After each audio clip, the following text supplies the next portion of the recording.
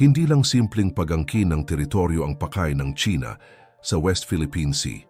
Sa likod ng kanilang agresibong hakbang, may mas malalim pala ito na motibong pang-ekonomiya, pang-enerhiya, pang-seguridad at pang-geopolitika. Sa bawat bagong artificial island na itinayo at sa bawat insidente ng panggigipit sa mga Pilipinong mangingisda, malinaw na higit pa sa simpleng teritoryo ang gusto nilang makuha. Pero bakit nga ba ganoon na lamang ang interes ng China sa bahaging ito ng dagat? Pero bago po ang lahat, baka pwedeng pa-like ang video na ito. Dahil napakalaking bagay na ito sa aming content creators. Maraming salamat po. Isa sa mga pangunahing dahilan ay ang estratehikong halaga ng West Philippine Sea sa pandaigdigang kalakalan. Tinatayang mahigit 3 trilyong dolyar na halaga ng produkto ang dumaraan dito taon-taon. Sino mang bansang may kontrol sa bahaging ito ay may kakayahang idikta ang takbo ng ekonomiya, hindi lang sa rehiyon kundi sa buong mundo. Para sa China, ang kontrol sa rutang ito ay nangangahulugan ng mas malaking impluwensya sa global na merkado. Kung sakaling mapasakamay nila ito, maaari nilang hadlangan ang malayang paggalaw ng mga barkong pangkalakal ng ibang bansa, lalo na ng mga kakumpetensya nilang tulad ng Estados Unidos, Japan at India. Bukod dito, ang West Philippine Sea ay mayaman din sa likas na yaman, partikular na sa enerhiya. Ayon sa mga pag-aaral, tinatayang may daan-daang milyong bariles ng langis at trilyon-trilyong cubic feet ng natural gas na maaaring makuha mula sa ilalim ng karagatang ito. Sa mabilis na paglaki ng populasyon at industrialisasyon ng China, lumalaki rin ang kanilang pangangailangan sa enerhiya. Bagamat may sariling reserba ng langis at natural gas ang China, hindi pa rin ito sapat upang matustusan ang kanilang pangangailangan. Ang pag-angkin sa West Philippine Sea ay isang paraan upang mapunan ang kakulangan nila sa enerhiya at magkaroon ng monopolyo sa supply sa rehiyon. Isa pang mahalagang yaman ng West Philippine Sea ay ang yamang dagat nito. Ang bahaging ito ng dagat ay isa sa pinakamayamang marine biodiversity sa buong mundo. Ngunit dahil sa mabilis na pagkaubos ng kanilang sariling fish stocks, kinakailangan ng China ng bagong mapagkukunan ng isda upang mapanatili ang supply ng pagkain para sa kanilang lumalaking populasyon. Sa kabila ng labis na pangingisda at paggamit ng maritime militia, patuloy nilang itinutulak ang kanilang interes sa rehiyon. Ngunit hindi lang ekonomiya at likas na yaman ang dahilan kung bakit determinado ang China sa pag-angkin ng West Philippine Sea. Isa rin itong estratehikong lokasyon para sa kanilang militar. Sa pagtatayo ng mga artificial islands at military bases, lumalawak ang kanilang kakayahan upang kontrolin ang rehiyon. Ang pagkakaroon ng mga runway, missile systems at naval bases ay nagbibigay sa kanila ng bentahe sa anumang posibleng labanan, lalo na kung magkaroon ng sigalot laban sa Estados Unidos at mga kaalyadong bansa nito sa Asia-Pasipiko. Sa kabila ng pandaigdigang desisyon laban sa kanilang pag-angkin, patuloy pa rin ang China sa kanilang agresibong hakbang. Noong 2016, mariing itinakwil ng Permanent Court of Arbitration sa The Hague ang kanilang claim pabor sa Pilipinas. Ngunit sa kabila ng desisyong ito, patuloy na binabaliwala ng China ang batas pandaigdigan at ginagamit ang kanilang lakas upang ipilit ang kanilang interes, habang patuloy silang sumusulong gamit ang pananakot at diplomasya. Nananatili namang matatag ang Pilipinas sa pagtatanggol sa soberanya nito, kasama ang suporta ng iba pang bansang apektado ng agresyon ng China. Sa lumalawak na presensya ng China sa West Philippine Sea, mas naging aktibo naman ang Pilipinas sa pagpapatrolya ng kanyang teritoryo. Regular na ipinapadala ng Philippine Coast Guard ang kanilang mga barko upang tiyakin na walang iligal na aktibidad sa loob ng sakop ng bansa. Sa kabila ng mga ulat ng harassment mula sa Chinese Coast Guard at Maritime Militia, hindi natinag ang mga Pilipinong nagbabantay sa karagatan. Pati ang mga lokal na mangingisda ay hinihikayat na huwag matakot at ipagpatuloy ang kanilang hanap buhay sa kabila ng banta ng China. Upang higit pang pagtibayin ang legal na pundasyon ng bansa sa West Philippine Sea, Ipinasa ng Kongreso ng Pilipinas ang Philippine Maritime Zones Act. Itinatakda ng batas na ito ang malinaw na hangganan ng karagatan ng Pilipinas alinsunod sa desisyon ng Arbitral Court. Bukod dito, may mga panukalang batas din upang tiyakin ang proteksyon ng likas na yaman sa teritoryo ng bansa. Sa pamamagitan ng mga hakbang na ito, nagiging mas matibay ang posisyon ng Pilipinas sa pandaigdigang antas at nagkakaroon ng legal na basehan upang kontrahin ang mga iligal na hakbang ng China. Kasabay ng diplomatikong hakbang at batas, patuloy rin na pinapalakas ng Pilipinas ang kanyang depensa sa pamamagitan ng joint military exercises. Taon-taon, nakikilahok ang Pilipinas sa pagsasanay militar kasama ang Estados Unidos, Japan at iba pang kaalyadong bansa.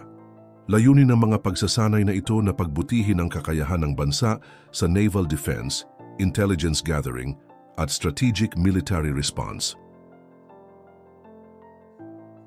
Bagamat may limitadong kakayahang militar ang Pilipinas kumpara sa China, ang pagsasanay na ito ay nagbibigay ng mahalagang kasanayan sa sandatahang lakas upang mas epektibong maprotektahan ang teritoryo ng bansa. Hindi maikakaila na ang West Philippine Sea ay mayaman sa likas na yaman na maaring makapagpabago sa ekonomiya ng Pilipinas. Ayon sa mga pagtataya, may bilyon-bilyong bariles ng langis at trilyong cubic feet ng natural gas sa ilalim ng dagat. Kung mapapakinabangan ito, hindi na kailangang umasa ang Pilipinas sa imported fuel, posible ring bumaba ang presyo ng kuryente at lalaki ang kita ng gobyerno na maaaring gamitin sa infrastruktura, edukasyon at iba pang sektor. Bukod sa enerhiya, mayaman din ang West Philippine Sea sa yamang dagat. Maraming Pilipino ang umaasa sa pangisdaan bilang kabuhayan at ang yamang dagat dito ay mahalaga sa lokal at pandaigdigang industriya. Gayunpaman, ang patuloy na panggigipit ng China ay nagdudulot ng limitadong access para sa mga Pilipinong mangingisda. Sa kabila ng tensyon at alitan sa West Philippine Sea, nananatiling matatag ang Pilipinas sa pagtatanggol ng kanyang soberanya.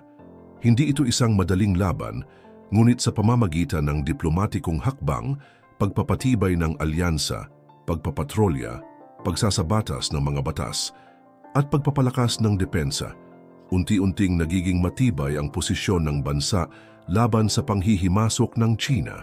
Sa suporta ng sambayanang Pilipino at pandaigdigang komunidad, patuloy na ipaglalaban ng Pilipinas ang kanyang karapatan sa West Philippine Sea.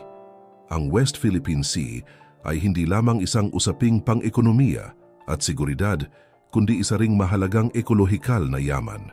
Ang karagatang ito ay tahanan ng maraming endangered species, coral reefs at iba't ibang marine life na may napakahalagang papel sa ating ekosistema. Ang ilan sa mga organismong matatagpuan sa rehiyon ay maaaring magresulta sa mga bagong tuklas sa larangan ng medisina, kabilang ang mga compound na maaaring gamitin sa paggawa ng gamot laban sa cancer o iba pang malulubhang sakit. Sa kabila ng kahalagahang ito, patuloy na sinisira ng China ang coral reefs sa pamamagitan ng pagtatayo ng mga artificial islands na nagdudulot ng malawakang pagkasira ng ekosistema. Ang ganitong pangyayari ay maaaring magresulta sa hindi na maibabalik na pinsala na makakaapekto hindi lamang sa Pilipinas kundi sa buong mundo. Sa patuloy na pagkasira ng marine biodiversity, lumiliit ang bilang ng isda at iba pang yamang dagat na direktang nakakaapekto sa kabuhayan ng ating mga mangingisda. Bukod sa ekolohikal na epekto, ang patuloy na panghihimasok ng China ay nagpapataas ng tensyon sa rehiyon. Ang kanilang agresibong pagtatayo ng mga base militar, pagpapadala ng warships at pagpapalakas ng Coast Guard presence sa loob ng Exclusive Economic Zone o EEZ ng Pilipinas ay nagdadala ng panganib ng isang armadong komprontasyon. Sa bawat galaw ng China upang palakasin ang kanilang kontrol, mas lumalaki ang posibilidad ng military standoff na maaring humantong sa isang mas malalang krisis. Ngunit higit pa sa malawakang epekto sa seguridad at ekolohiya, ang pinakatinatamaan ng krisis na ito ay ang mga ordinaryong Pilipinong mangingisda. Sa loob ng maraming dekada, ang West Philippine Sea ay nagsilbing pangunahing pinagkukunan ng kabuhayan ng libu-libong Pilipino. Gayunpaman, dahil sa agresibong pangaagaw ng China, unti-unting nawawalan ng access ang mga lokal na mangingisda sa kanilang tradisyonal na pangisdaan. Maraming ulat ang nagsasaad ng insidente kung saan hinaharang, tinatakot at hinahabol ng Chinese Coast Guard ang mga Pilipinong bangka upang pilitin silang lumayo sa sariling karagatan ng Pilipinas. Bukod sa pisikal na panganib, nagiging mas mahirap para sa mga Pilipino ang kanilang hanap buhay na nagreresulta sa kawalan ng kita at pagtaas ng presyo ng isda sa lokal na merkado.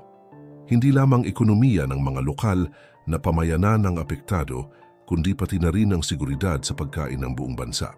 Ang panggigipit ng China sa West Philippine Sea ay isang malinaw na paglabag sa karapatang pantao dahil maraming mangingisda ang nakakaranas ng harassment at marahas na pakikitungo mula sa Chinese Coast Guard.